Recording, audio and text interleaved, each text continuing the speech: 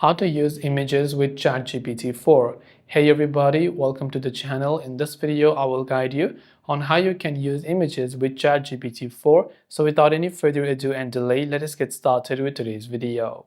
If you want to upload or use images with ChatGPT-4 or 4.0, whichever the newer models that you prefer, it is fairly quite simple for us to do that. What we do is we simply open our browser and go to chatgpt.com. Before you go ahead and select anything, what we're gonna do is you can see this option. If you're trying to create an image, under tools, select create an image, but this will require you to have a premium account for multiple prompt. You can also click on this plus icon that says add photos and files, then select add photos and files option.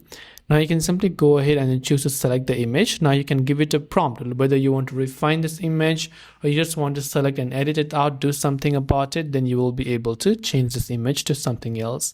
But this way you can use and interact with an image on your ChatGPT account. I hope the video helped you out.